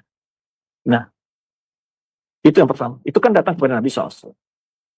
Lalu mereka menggunakan ayat ini yaitu semasa hidup Nabi SAW, ayat untuk datang kepada Nabi SAW dalam bentuk kias. Itu sudah kita jawab tadi, berhujjah dengan kias. Kalau dia berhujjah dengan kias, itu yang boleh berhujjah dengan kias tadi disebutkan adalah mustahid. Sedangkan Ahmad Zaini Dalani mengatakan dirinya tidak pada tingkat mustahid. Nah itu ya, jadi ungkapan itulah diserang dia atau dibantah dia. Kalau dia muqallid, bagaimana dia berhujjah dengan ayat? Dia bukan seorang mustahid kan begitu. Karena mereka mengatakan yang berhak berhujjah dengan ayat Al-Quran itu orang yang sudah melengkap syarat-syarat ijtihadnya. Nah, dan juga di sini hal yang kedua adalah menunjukkan kontranya, ya, saling kontranya pendapatnya adalah sedangkan orang muqallidin itu berpendapat sebenarnya bahwa ijtihad sudah tertutup pintunya, sudah terputus. setelah zamannya 4 imam mazhab yang masyhur itu Abu Hanifah, Imam Malik, Imam Syafi'i, dan Imam Ahmad. Nah itu dibantah. Jadi sudah, ini kalau kamu berdalil dengan ayat ini bukan dalil konteks tentang ziarah kubur. Karena dia berdalil sudah dengan ziarah kubur, Kak. Nah, tidak. Kalau ini datang kepada Nabi SAW, waktu Nabi SAW masih hidup, itu punya ayat. Lalu dijadikan ayat itu dalil oleh dia untuk ziarah kubur Nabi SAW. Nah, ini kan nggak ketemu. Lalu di mana dia bisa berdalil itu? Dengan dalil ilahnya. Mereka berdalil dengan ilahnya jami', kata mereka. Ada ilah di situ, yang masa ayat ini dijadikan juga dalil untuk ziarah kubur Nabi SAW. Begitu mereka berdalil. Nah, di sini dibantah oleh Syekh Muhammad Bashir. Bagaimana kamu dalil dengan kias ini? Kamu bukan berdalil dengan ayat, tapi mereka berdalil dengan kias. Nah, mengkiaskan datang kepada Nabi SAW waktu hidupnya, yaitu mengambil hukum untuk kias datang kepada kubur Nabi SAW setelah Nabi SAW wafat. Nah, ini penjelasannya sedikit. Mungkin para pemirsa juga kurang memahami apa yang dimaksud dia, maka terpaksa saya menjelaskan maksud ini. Nah, kemudian ini juga kecerdasan kita sebenarnya ketika kita melihat ulama dalam berdiskusi itu, dia dapat menjangkau di mana kekeliruan orang yang berdalil. Ya. Maka persoalan kedua yang dibahas ini adalah bagaimana dia menyamakan antara datang kepada Nabi SAW saat Nabi SAW hidup dengan datang kepada kuburan Nabi SAW setelah beliau wafat. Nah, ini yang jadi juga catatan. Ya, walam kana lafaz am la yatanawal illa ma kana min afradihi. Wal maji' ila qabri rasul laysa min afrad maji' ila rajul la lughatan wala syar. Kemudian kata beliau, datang ke kuburan seseorang itu tidak bisa dikatakan datang kepada dia. Kalau datang ke kuburan Nabi SAW bukan datang kepada Nabi SAW namanya. Nah, itu maksudnya. Di lafadznya umum kata beliau, tidaklah yatanawal. Yatanawal itu maksudnya ini ya, tidaklah mencakup gitu ya. Illa makanan min afradi, kecuali yang termasuk ke bawahnya, yaitu seperti datang ke Nabi SAW. Maksudnya, datang kepada kuburan Nabi SAW atau kuburan seseorang tidak termasuk dalam bagian makna datang kepada orang itu. Dia datang kepada kuburan tidak masuk makna datang kepada Rasul atau datang kepada seseorang. Kita mau datang kepada seseorang, kita datang ke rumahnya. Itu tidak datang, tidak bertemu dengan orangnya namanya. Nah, ini yang beliau ingin luruskan. Karena ketika dia berhujjah dengan ayat tadi, datang kepada Nabi SAW untuk datang kepada kuburan Nabi SAW. Maka tidak ada satu bahasa seseorang datang ke kuburannya dikatakan datang kepada orang tersebut. Nah itu ingin beliau bantah di sini. Jadi hal ini tidak masuk, tidak bisa diterima baik secara bahasa atau syariat ataupun uruf atau sebagai tradisi. Nggak ada orang mengatakan, ya saya telah menemui kamu, tapi dia datang ke rumahnya untuk ketemu mobilnya atau ketemu motornya, kan nggak ketemu orangnya. Dan sudah tadi akan mendatangi orangnya. Lalu diambil oleh dia, boleh di antara masuk makna datang kepada orang itu, datang ke kuburannya. Nah, ini kan kiasnya batil sebenarnya. Maka ini dikatakan itu tidak benar, baik secara bahasa, secara syarak, secara agama, maupun secara uruf. Uruf itu maksudnya adalah tradisi. Karena ada fa'inal maji' ila rajul laisa ma'nu illa al-maji' ila 'ainir rajul. Ya. Karena bila dikatakan datang kepada seseorang itu, ya datang bertemu dengan orang itu langsung. Bukan ketemu mobilnya, datang ke rumahnya. Kalau datang ke rumahnya, kalau orang yang ketemu tidak ketemu orangnya, maka wala yafhaminhu aslan amr zaid, maka tidak ada lagi pemahaman yang itu ditambah bahwa datang ke mobilnya sudah bertemu dengan orang tersebut, datang ke kuburannya sudah bertemu dengan orang tersebut. Nah, jika dia mengaku demikian, kata beliau di sini, bahwa termasuk datang kepada Nabi adalah datang kepada kuburannya, maknanya seperti itu. Nah, maka beliau memberikan di sini 3 alternatif kemungkinan. Bahwa lafaz itu umum, mencakup datang kepada seorang itu waktu hidup atau mati. Itu sama datang waktu hidup. Itu kan jelas berbeda. Datang ke kuburan dan datang kepada Nabi SAW atau masa Nabi SAW masih hidup. Ya. Kedua, ada datang dalam makna akidah idafat amr zaid yasi idafatu. Atau bolehkah dia mengatakan juga makna yang kedua adalah kalau sudah ketemu seorang tadi, dia datang kepada seorang tadi, datang kepada rumahnya, ini makna yang lebih luas maksudnya seperti itu. Atau maksudnya datang secara khusus saja, bukan itu hanya maksud di sini makna umum sini. Makna umum tadi maksudnya kalau seseorang datang kepada seseorang mencakup datang ke rumahnya, datang ke mobil, datang ke tokonya, kalau itu dimaksud, itu pasti juga tidak masuk secara bahasa kan tadi. Atau hanya maksud di sini hanya kuburannya saja. Nah, ini kan khusus kuburan saja makna yang masuk ke dalam itu. Makna yang khusus gitu ya. Khusus kuburan saja maksudnya. Datang kepada dia, arti datang kepada kuburannya. Kalau ini dimaksudkan. Nah, beliau menjawab ini. Wasyaqul awal mimma la yaqulu bi ahadun min al-uqala. Tidak ada ulama mengatakan kalau ingin datang kepada seorang, datang ke kuburannya. Ya. Kemudian kalau dipilih hal yang sani, umum pokoknya, sifat yang umum tadi. Kalau seorang bertemu seorang, kalau kita datang seorang, ya yutlaq al-maji ila rajul al-maji ila bait rajul. Bolehkah dikatakan telah datang kepada seorang, yaitu dan datang ke rumahnya, datang bertemu anak istrinya, ya, atau sahabatnya, atau keluarganya, ya, atau kaumnya. Kan tidak dikatakan bertemu dengan orang. Yang datang sih maksud bertemu. Nah, atau tempat lahirnya, atau tempat duduknya, ya, atau sumurnya. Nah, tidak dikatakan. Kalau umum tadi, kalau dipakai maknanya umum.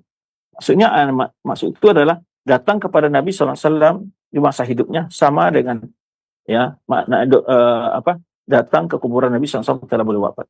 Kenapa dikhususkan ini? Berarti kalau bisa juga datang ke ke rumah Nabi SAW, juga dikatakan datang ke kuburan beliau, atau datang ke rumah istri Rasulullah SAW, atau datang kepada anak Rasulullah SAW, apa bisa dikatakan datang kepada Rasulullah SAW? Kan tidak. Maka datang kepada Rasulullah, betul itu ketemu Rasulullah SAW. Maka dikatakan datang kepada seorang, ya betul kita ketemu dia, bukan ketemu orang dekatnya, atau tempat duduknya, atau kendaraannya, atau rumahnya. Berarti tidak mencapai umum. Nah, ini untuk membantah. Ketika dia menggunakan kias, datang kepada Nabi SAW, ini juga mereka masukkan datang ke kuburan Nabi SAW. Nah, ini maknanya. Jika dia pilih yang ketiga, itu ketiga atau apa? Yaitu hanya maksud sini datang kepada seorang itu hanya di antara maknanya datang ke kuburannya. Tapi kalau datang ke rumahnya tidak. Nah, kekhususan ini mana dalilnya? Mana dalil ala hadal faham? Mana dalil tentang paham ini? Walan tajid alih dalilan minal wa wal uruf wasyara. Tidak ada dalil dari bahasa pun tidak bisa. Dari uruf maksudnya dari tradisi orang atau syariat pun tidak. Amma tara anna ahadan mimman wafiqina wal mukhallifin la yaqulu fi qabri ghairi qabri Nabi SAW idza jaa ahadun annahu jaa dzalika rajul. Ya. Annahu jaa dzalika rajul. Wa la yafhamu ahadun min al-uqala min hadha al-qawl annahu jaa qabru dzalika rajul. Ya. Jadi kata beliau, amma tara anna ahadan minal muwafiqin wal mukhalifin la yaqulu. Baik orang yang setuju dengan pendapatnya atau orang tidak setuju, ya dah. La yaqulu fi qabri ghairi qabri Nabi. Maka tidak ada seorang pun ya mengatakan pada kuburan selain kuburan Nabi SAW. Idza ja'ahu ahadun, bila ada orang datang kepadanya, ya kepada orang tadi, anda ja'a dzalika rajul, ya. Dia datang ke kuburan orang itu, artinya datang kepada orangnya. Tidak ada kan? Sekarang kepalanya, saya mau datang kepada ayah saya. Datang ke kuburannya. Tidak ada, dan bukan datang kepada ayahnya, datang ke kuburannya. Karena berbeda sekali bertemu dengan ain, dengan zatnya, dengan orangnya langsung. Maka tidak dikatakan dia datang bertemu orangnya, tapi ke kuburannya. Kalau disamakan hukumnya, itu sangat tidak ada. Diterima baik oleh orang yang punya logika apapun saja, atau bahasa apapun saja. Wala yafham ahadun minal uqala min hadzal qaul ya annahu jaa qabra dzalika rajul ya. Kemudian juga dijelaskan nih ketika dia datang ke kuburan seorang, apakah dia dikatakan telah bertemu orang tersebut? Tentu tidak. Wala yafham ahadun minal uqala. Tidak pula orang yang punya pikiran mengatakan dari ungkapan itu bahwa dia datang ja'a qabr dzalika rajul. Ya, annahu ja'a lalu datang kepada seseorang, datang ke kuburannya kan tidak. Jika dibalik ini. Kau boleh seseorang datang kepada orang yang temui. Bolehkah dikatakan dia datang ke kuburannya? Sehingga juga boleh dikatakan ketika datang ke kuburan dia telah menemui orang itu sendiri. Jadi ini dalil yang dikatakan oleh beliau. Fatahassala min hadza ala maji' ila rajul amr. Maka dibedakan antara datang kepada orangnya dan datang kepada kuburannya. Itu persoalan yang berbeda. Nah, jangan disamakan datang kepada orangnya, datang kepada kuburannya. Kama anal maji' ila rajul amr wal maji' ila umur al-madhkura umurun akhar, umurun ukhra, laisa ahaduma fardan lil akhar. Jadi, sebenarnya seseorang datang kepada suatu urusan atau kepada kantornya pokoknya. Tidak disebutkan datang kepada orangnya. Walaupun dia datang ke kantornya, tapi tidak bertemu, ya tidak dikatakan dia telah datang menemui orang tersebut. Ya, pokoknya ada seorang suruh menemui. Lalu datang pada waktu dia orang itu tidak ada di tempat. Dia kata, sudah datang saya menemui kamu. Ya, padahal dia datang bukan, dia datang ke kantornya. Ya. Maka laisa ahaduha fardan li akhar. Jadi tidak samalah datang ke kuburan orangnya dan yang datang kepada orang itu. Ini yang ingin dijelaskan. Maka jelas hal itu kata beliau, pendapat mengatakan syumul maji ila rasul wal maji ila qabr rasul. Yaitu maji datang kepada Rasul sallallahu alaihi wasallam diartikan sama datang kepada kuburannya. Ya, kaqauli syumul insan al-insan wal fars. Ya. Ini berarti seperti orang mengatakan ya datang kepada orangnya, datang kepada kudanya. Wa hadha huwa taqsim syai' ila nafsi ila ghairihi. Ini bentuk pembagian sesuatu kepada yang lainnya. Wabat bijma'il wakala, dan ini pendapat yang salah. Ya, seseorang datang kepada kuburannya, lalu dianggap datang kepada dia. Atau bila nggak sebaliknya, datang kepada orang itu dikatakan telah datang ke kuburannya. Kan juga tidak. Demikian juga, hakadha ja'ala istighfar indama aman, syamil istighfar indahu fi hayatihi wa istighfar inda qabri ba'da mamatihi. Nah, lalu ketika itu, datang kesimpulan kedua. Jadi mereka menyamakan antara datang kepada Nabi SAW, memohon Nabi SAW untuk meminta ampun, mendoakan agar mengampuni dosa orang tadi datang kepada Nabi SAW, lalu disamakan pula oleh dia. Orang datang ke kuburan Nabi SAW, lalu Nabi juga mendoakan orang itu agar diampuni dosanya. Di sini letak kias batil, al-farik, gitu ya. Maka di sini itu, di satu-satu diurai dulu. Kalau memang tidak disamakan antara datang ke kuburan dan datang kepada orang itu secara langsung, tentu juga tidak bisa disamakan ketika orang datang kepada Rasulullah SAW, lalu Rasulullah SAW mendoakan Allah mengampuni dosa orang tersebut. Tidak bisa disamakan juga ketika orang ziarah kubur juga mendapatkan hal yang sama, didoakan untuk diampuni dosa oleh Rasulullah SAW. Itu tidak ada dilakukan oleh seorang para sahabat memahami hal seperti itu. Baik para sahabat yang pernah melakukan kesalahan-kesalahan dalam hidup mereka, umpamanya, ya, seperti terjadinya ada di antara mereka yang berperang dan bisa sama mereka terjadi kekhilafan segala macam. Ya, seperti aliran menyesal dengan berbagai kondisi yang terjadi fitnah di zaman dia. Ada sahabat datang kepada Nabi SAW, kuburan Nabi SAW untuk minta diampunkan. Karena ayat itu berlakunya minta ampun itu hanya waktu hidupnya Nabi SAW mendoakan Allah mengampuni orang tersebut. Nah begitu. Mana istighfar inda qabri laisa min afrad istighfar indahu. Karena memohon untuk ampun di kuburannya tidaklah sama seperti dimintakan ampun oleh Rasulullah secara langsung. Fa in qulta la naqulu anna al-maji' ilaihi sallallahu syamil maji' ilaihi fi hayati wa maji' ila qabrihi. Jika engkau mengatakan tidaklah sama datang kepada Nabi SAW itu mencakup datang kepadanya di waktu hidup dan datang ke kuburannya. Hatta yarda ma audamtu. Ban naqul inna maji' ilaihi syamil maji' ilaihi fi hayati dunyawiyah al-ma'huda wal maji' ilaihi fi hayati al-barzakhiyah. Nah, lalu dia katakan bal naqul, tapi kami pendapat datang kepadanya mencakup datang kepadanya waktu dia hidup di dunia ini dan juga datang kepadanya waktu hidupnya di alam barzah. Wala makan al-maji' ilaihi fi hayati barzakhiyah multazim li maji' ila qabri sabata min ayat maji' ila qabri sallallahu alaihi wasallam alladhi huwa musamma bi ziyaratul qubur. Jadi tak kala datang kepada hidupnya Rasulullah SAW di hayat barzakhiyah tidak sama dengan hidupnya di dunia, maka oleh sebab itu malazim datang kepada kubur Nabi SAW itu sebuah terdapat dalam ayat, datang kepada kubur Nabi SAW yang disebut dengan ziarah kubur, bukan datang kepada Rasulullah SAW, tapi menziarahi kubur Rasulullah SAW. Sehingga bahasa yang digunakan adalah menziarahi kubur Rasulullah SAW, bukan mengunjungi Rasulullah SAW dalam artian seperti waktu lalu hidup di dunia. Baik. Kalau ini masih panjang komentar ini, insya Allah kita akan lanjutkan nanti penjelasannya karena waktu membatasi kita, ya. Nah, insya Allah kita akan lanjut pembahasan ini menjawab syubhat-syubhat yang ditulis oleh Ahmad Zain Dahlan kitabnya Fitnah Wahabiyah.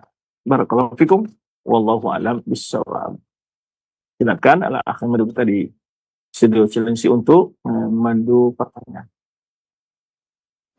Nah Ustaz, jazakumullah khairan barakallahu fikum atas materi yang telah disampaikan saat di kesempatan pagi hari ini. Dan ikhwatal Islam azanillahu wa iyyakum, kita membuka sesi interaktif soal jawab bagi Anda yang ingin bertanya seputar pembahasan yang telah disampaikan oleh beliau.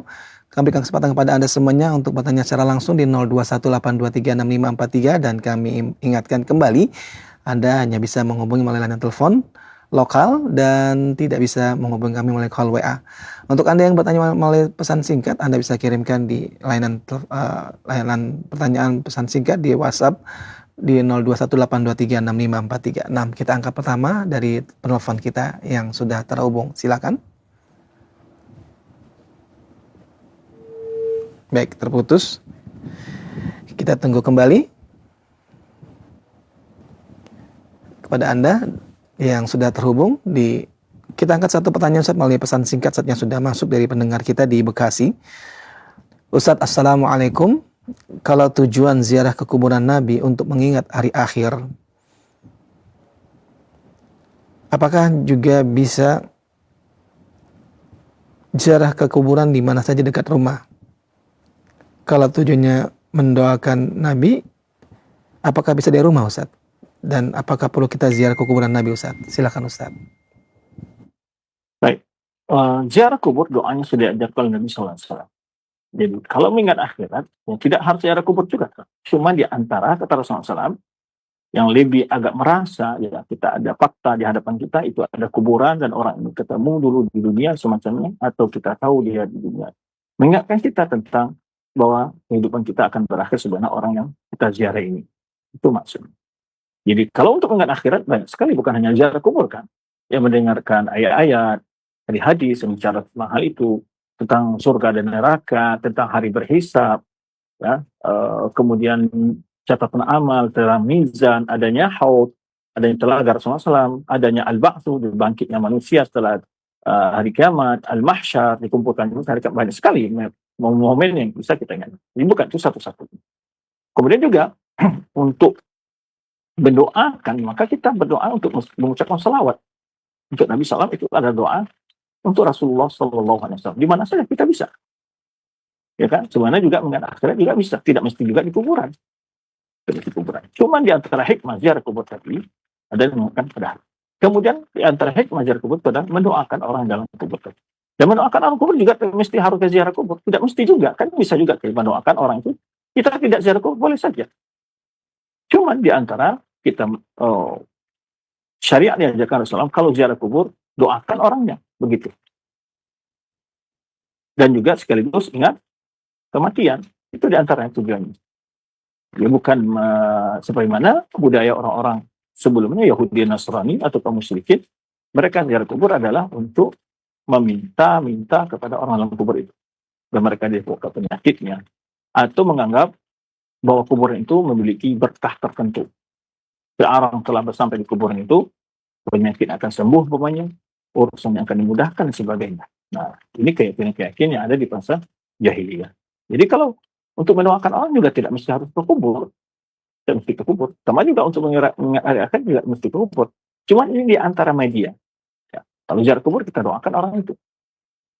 Dan juga tidak harus ziarah kubur untuk mendoakan orang tersebut. Di antara hal yang kita, bagian doa yang kita untuk doakan untuk Rasulullah SAW adalah bagaimana selawat kita, dan kemudian juga doa kita setelah azan.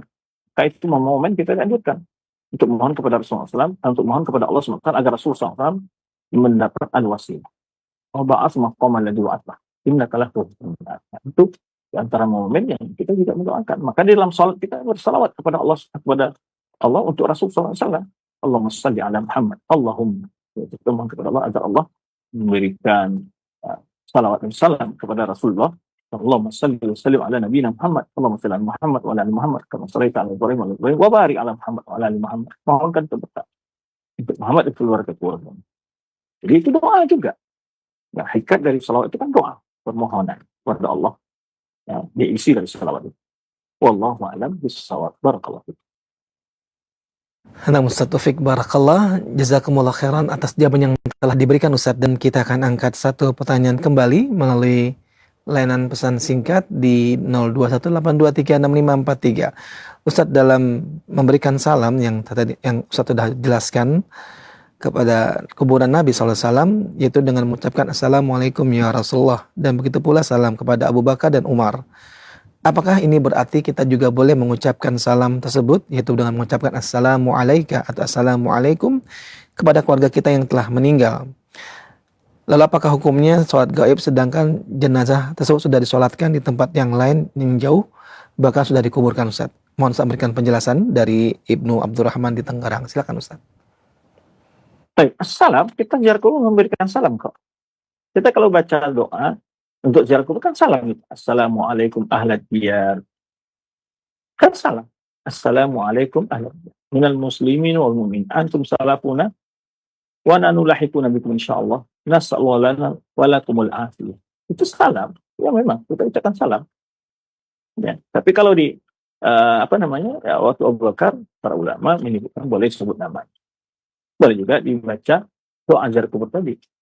Ya, ketika Rasulullah ziarah ke Uhud, ziarah ke syuhada Uhud, kuburan syuhada Uhud, kemudian di kubur Baqi, belum baca hadis. Karena jumlahnya banyak. Tidak mungkin disebut namanya satu persatu. Tapi kalau ziarah ke kubur Nabi SAW, ada Abu Bakar dan Umar di samping Nabi SAW. Maka kalau umum itu Assalamualaikum ahlat umur. Baik, itu kata ucapkan salam. Yang kedua pertanyaannya tadi apa? Lupa.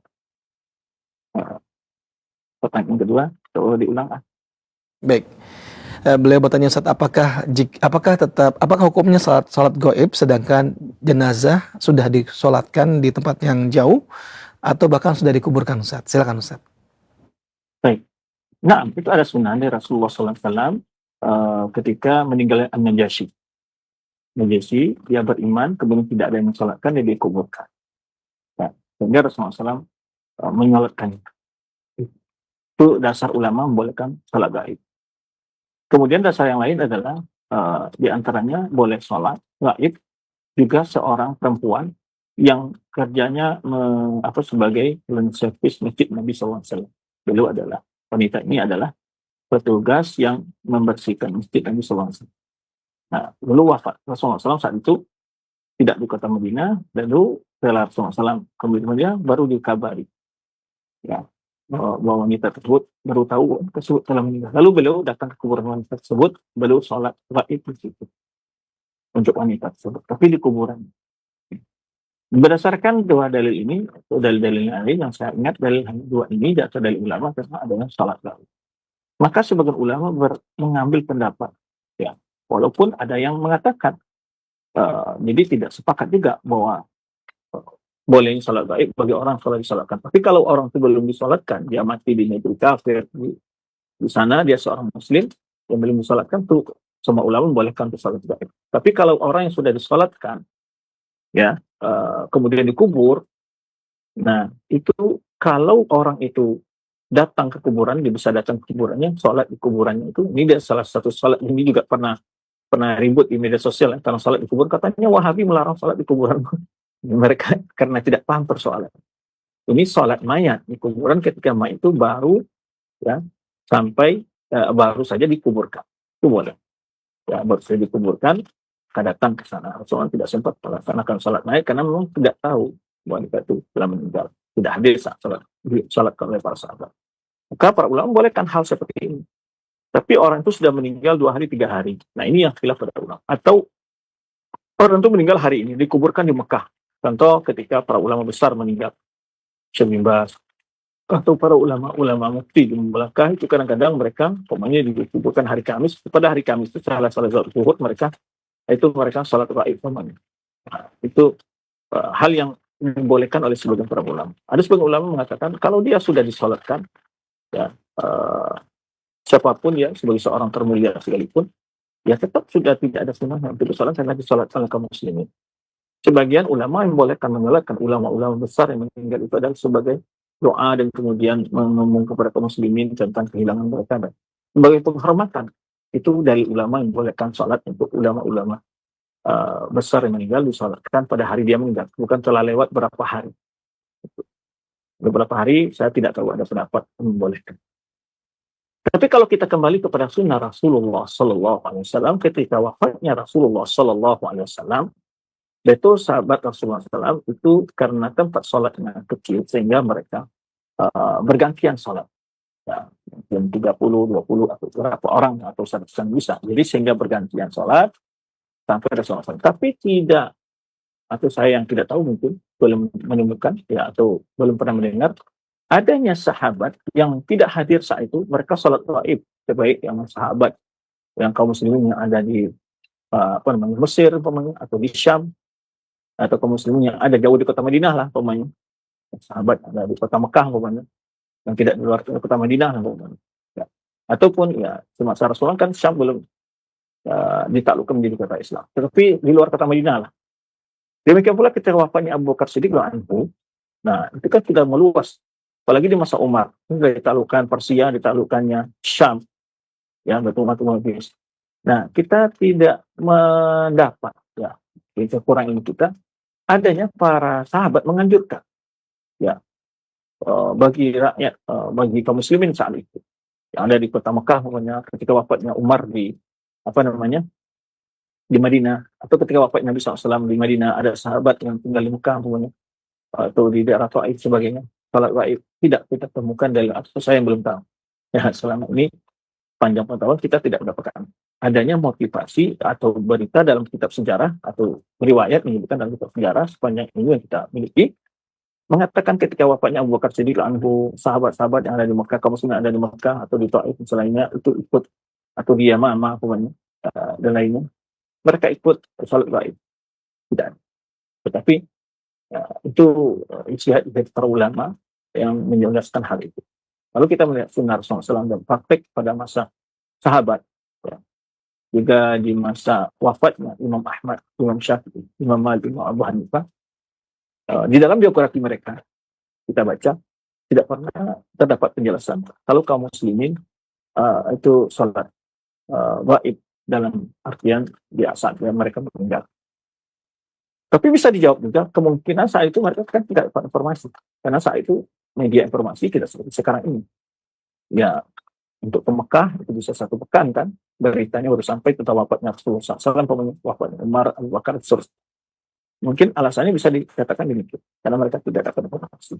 Sedangkan sekarang kalau seorang ulama meninggal di Mekah, bisa dapat informasi di Madinah, ya, atau di kota-kota lain. Sehingga mereka sebagai bentuk penghormatan ikut melaksanakan sholat gaib.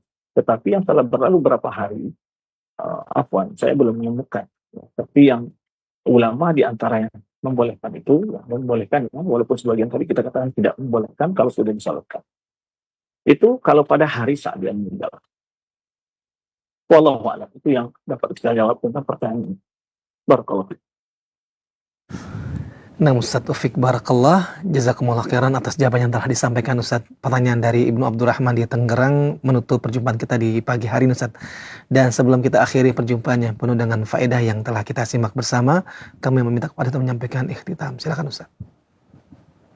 Baik, hadir sebelum memberikan ikhtitam tadi, satu hal yang saya dengar, saya alami di sebuah masjid nasional di Indonesia ini.